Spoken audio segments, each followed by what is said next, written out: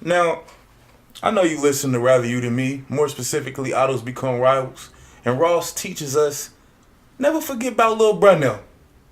You Lil can Bruh'Nem. never forget about Lil Bruh'Nem. Lil Bruh'Nem. And here at Stroke Banks, we haven't forgot about Lil Bruh'Nem. Lil Bruh'Nem. So we gonna talk to Lil Bruh'Nem Boos. about what's going on. So look, in your world view, you've been here 15 years. What do you think plagues the youth of your age? Like what do you think are the biggest problems? What are you guys more concerned with? Where are you guys at right now? I mean, the bad things that happen mostly have to do with people thinking that they grown right now, and they're really not.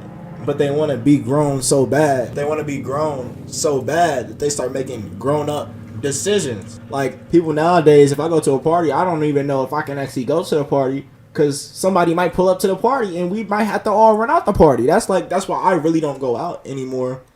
And then like if I do go to a party and it's fine, you know what I'm saying? Most likely it's just gonna be a bunch of girls getting drunk, and then the rest of it is just gonna be people smoking in the back, which is not that's not even fun. That's just like, bruh, I could just stay there. What is the point of me going there? There's nothing even fun about that. That just sounds like that's just boring to me. Like I don't really like it. So you think being the devices of a teenager, of like a 15-year-old, is what plagues you guys? Is that your downfall, or is like what do you think kind of maybe set you guys behind, or what do you think is the problems you guys deal with? Like you think maybe substance abuse, and just Most definitely. Well, Substance abuse and what their mental state is. See, that's what I was actually about to get into.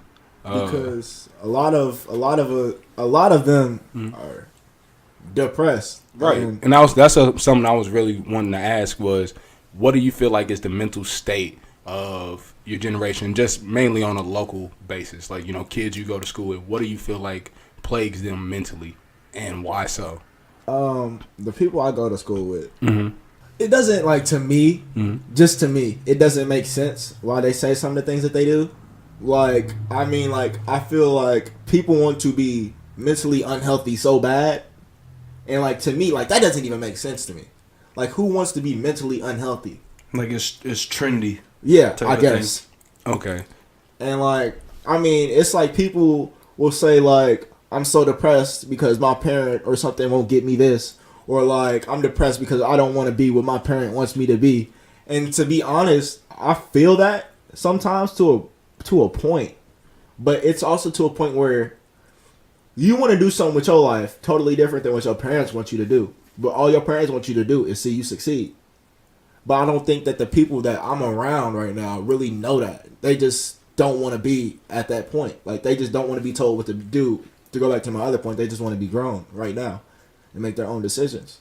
So essentially, you're saying they want to be grown without grown responsibilities. Yeah, they just want the freedom of it. Yeah. Okay, no, that's a valid point.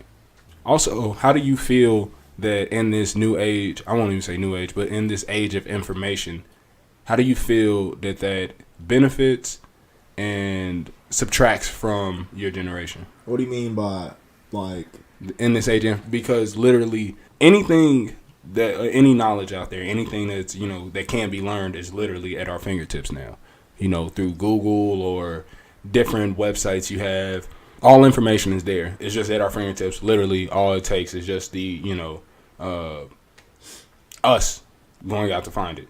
Well, I feel like if you ask an older person, much older than everybody in this room, they're going to say it's going to make us lazy.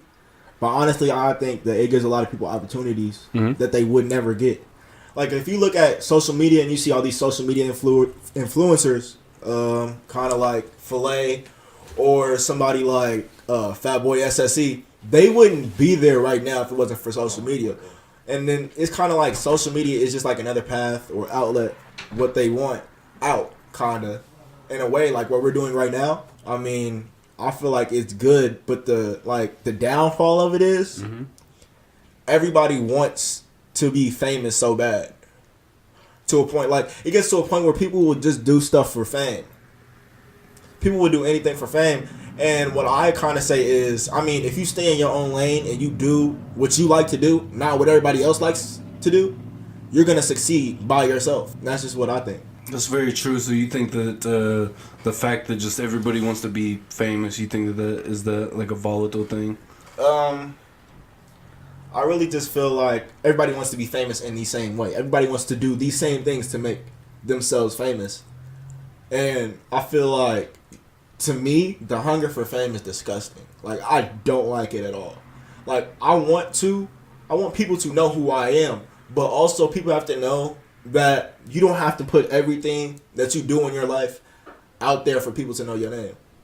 You can be solitary. You could be by yourself.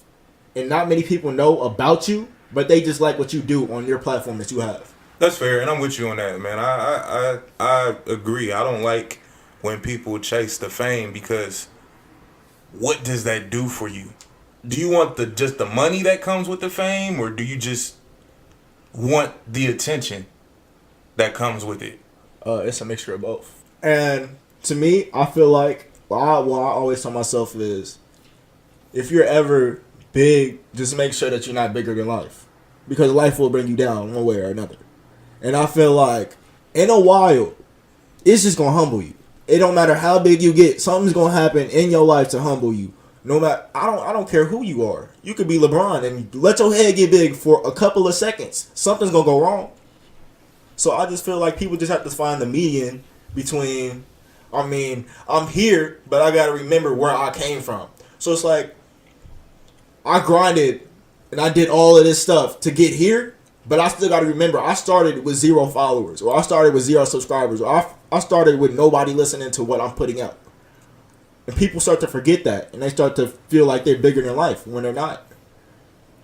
How big, like for your generation, like how big of a deal is it for followers, like, or like at school, or the people you surround yourself with, like? How big of a deal is it to, like, oh, I got the most followers, or? It's as big as you want it to be. I feel that. But how do you think they take it, though? Right. How do you think it's perceived? How do you think having a lot of followers is perceived? By just like the general, like, maybe not necessarily you yourself or your friends, like, but just the general. Yeah, what you see amongst your generation, peers. I'm gonna be honest with you. I'm about to tell you like a little. What me and my friends do is, my friend, he wants to be a social media influencer. He likes to make funny videos, right?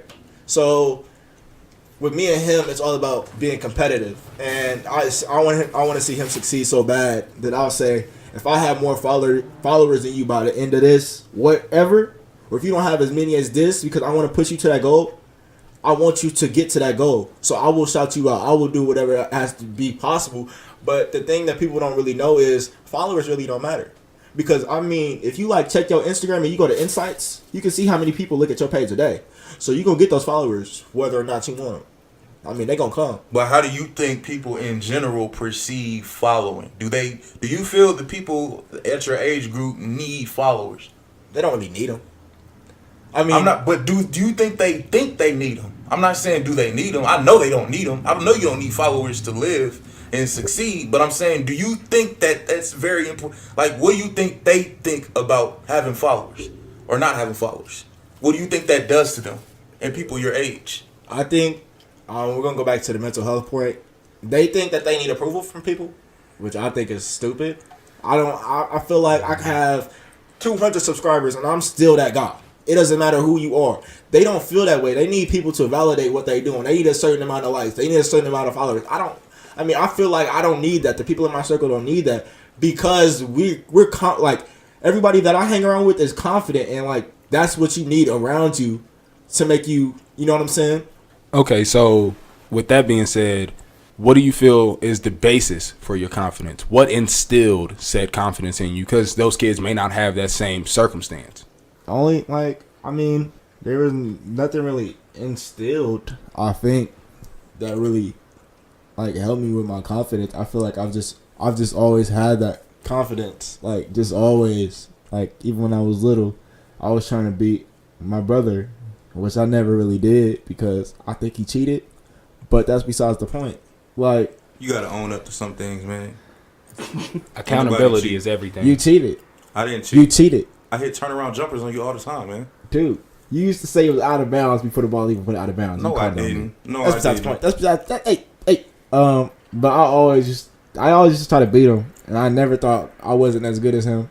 But I think that's probably the basis for me, like how it all started, and then just believing that you're the best at everything that you do, even if you're not.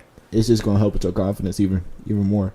So, do you feel like your confidence came from you, or did it come from the circumstances? Because, you know, some kids come from broken homes or single parent homes, or, you know, a little bit more dire circumstances. So, do you feel like you having, for lack of a better phrase, a better upbringing that helped instill some of these core values in you? No, not really. I really just wanted to be better than everybody, basically in everything I did. I mean, like I bet $1 when I was doing my math or speed quizzes in 3rd grade. I'm being totally honest with you. I just like to win. There's really nothing else to it. So you think your confidence was more instilled by like your motivation just to be the best at everything? Yeah, and I get that from him, Randy. Yeah, that was probably the biggest right there, and my mom, because I mean, if I didn't have confidence, well, that's where I really like originated from, and he just helped me more when I started playing basketball. Well, I think it was probably her first because I don't even know. I mean, my mom is funny and all of that, and she just has like a great personality. And which I think that goes back to Ray's point, where you had a nice foundation in your life to kind of help. Yeah, that out. That's basically what I was trying to get at, was saying that coming from a nuclear family helped foster some of these traits that you exhibit. Yeah, I think that's true. So for you, what's your biggest outlook on life? Like, what do you feel like at 15 you're set out to do or want to set out to do as far as purpose is concerned? I want to help people. I don't know how I want to help people yet, but I know I want to help people. And the crazy thing about that is people think that you got to be a doctor to help people, but really you could just pop up in a video and just make somebody's day, and that could be helping them. And you can help people in different ways. People could watch you as an athlete or something. You could just make their day just from them watching you. Agreed. Well, that's been our segment of Lil Bruh'Nem. Lil Bruh'Nem. From time to time, we're just gonna check out the youth and just see what the pulse of their lives are, man. I think that's important for us